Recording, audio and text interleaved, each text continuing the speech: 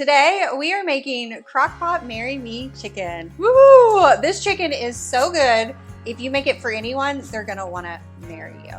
That's historically what people say about Marry Me Chicken. Traditionally, it's made in a skillet, but today we're gonna make it in the crock pot because it's easy and it still tastes amazing. Hi, I'm Christina with eatingonadime.com. You can find the full recipe for today's video linked in the description below, or you can always go to eatingonadime.com, search Marry Me Chicken. We will have this crock pot version and we have the skillet version as well in case you want to check that out.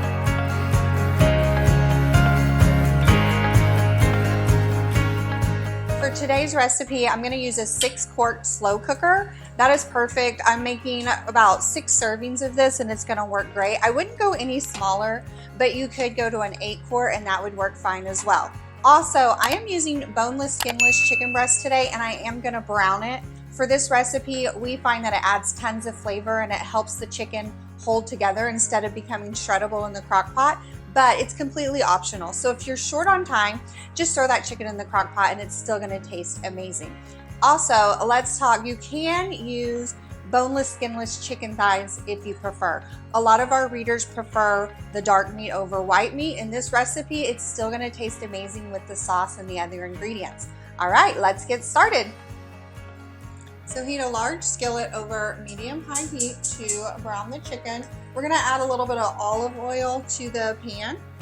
You just want any kind of good oil that can take high heat. Vegetable oil, canola oil will work as well, but we love using olive oil. Then add the chicken breasts. You want them in a single layer, so depending on the size of your pan, you might have to work in batches. We're gonna cook each side for about 2 to 3 minutes until it's nice and beautifully golden brown.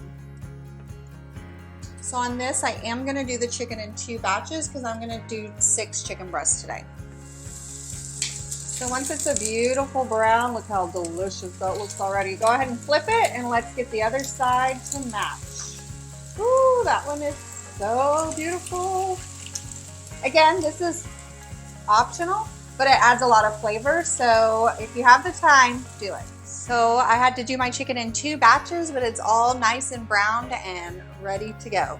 So next we are going to add a roux to the bottom of our crock pot. We're gonna add a delicious chicken broth flour mixture to make kind of like a roux for this recipe.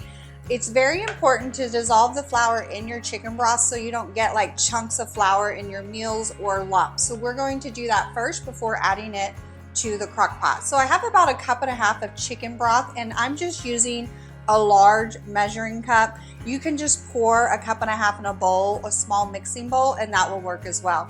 So we're going to add 3 tablespoons of flour and we're just gonna whisk that together.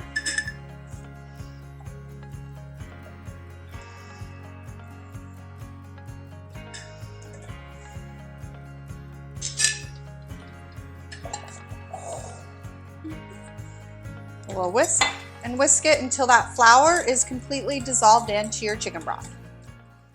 Once it's whisked in, we're going to go ahead and add it to the slow cooker, and then we're going to add our seasonings and whisk it together. Our video messed up, but you can get all the seasonings in the description below. Okay, once the seasonings are added in and gently stirred together, go ahead and add in your chicken to the crock pot. So depending on how many you're making, you want to do an even single layer if possible. Sometimes if you're making more, that's just not possible. So it is okay to overlap them, but just start with that single layer and then overlap from there. Ooh, it already looks good.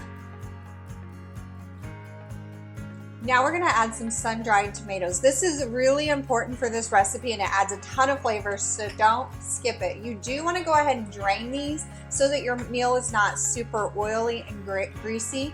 I've already drained them, and then what I do is we need about 1/3 cup, so I just use a fork to kind of fill it up my measuring cup to get a rough guesstimate on how much we need for this recipe. So since this is a crock pot recipe, it is super forgiving, so you could eyeball it and just throw some in there if you prefer, and either way it's going to taste great. Once you've got it measured out, just sprinkle it on top of your chicken.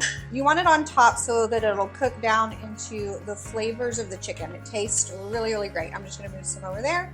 Perfect. And then we're gonna top with a little bit of butter. Woo! Butter makes everything better, including this Marry Me Chicken recipe. It's just about 2 tablespoons. So I just use the measuring side on the butter and cut off 2 tablespoons, and we're just gonna put that right on top as well. I don't worry about cutting it in pieces. It's gonna melt and it'll go all over the chicken, so you don't really need to dice it up. Then put your lid on your crock pot, and you can either cook this on low or on high. If you're cooking it on low, it's only gonna take 6 to 7 hours. You just really wanna cook it until that chicken is cooked through. We're not wanting shredded chicken, we're wanting whole chicken. So I usually start with the lower end of the cook time, and then I check the chicken from there. You can also cook it on high. It's just gonna be half of the time. So on high for probably about 3 to 3.5 hours will work perfect. You really wanna know your crock pot and how fast it cooks. And remember, since we browned this chicken, it's already partially cooked, so always use the lower end of the cook time and check it from there.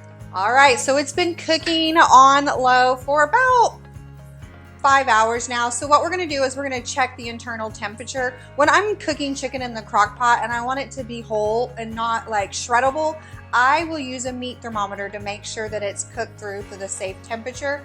My husband always makes fun of it because he says it's for the grill, but this is for all types of cooking. Baking, Instant Pot, crock pot, all the things. So let's check our chicken to make sure that it's cooked to the safe temperature. You just want to stick it in the center of one of your chicken breasts and then just read the temperature. You're looking for about 165 is the safe temperature. So this is reading a little over, so we're good to go. All right, once you know your chicken is cooked through and it's done, we are going to go ahead and add some heavy whipping cream. This makes that creamy, delicious sauce that Marry Me Chicken is known for. We do not want to put this in at the beginning because it might curdle and get kind of gross. So we always wait till the end. You need about a cup of this. Make sure you shake it before use. I'm going to measure out just a cup, and we're going to stir it into the crock pot.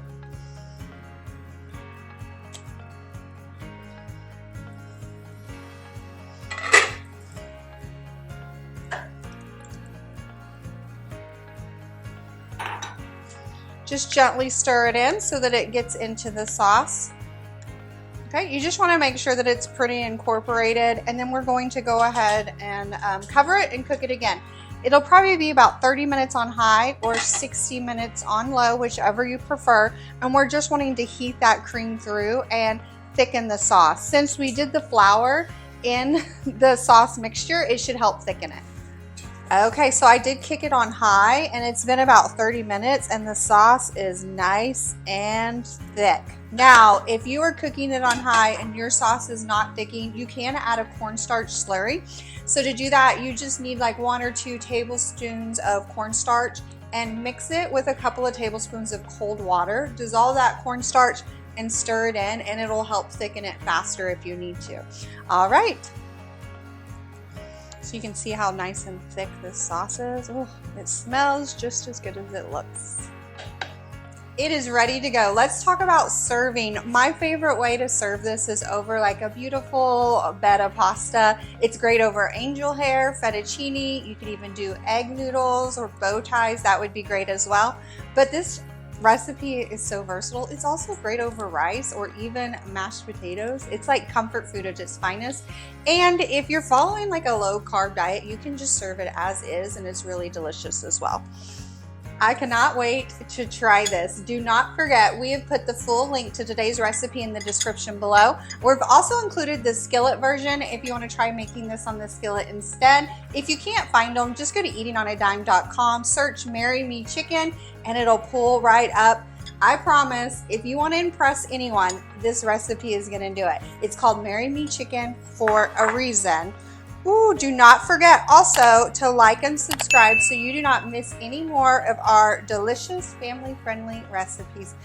Thank you guys so much for joining me today in my sister's kitchen. I cannot wait to eat this. I will see you guys next time.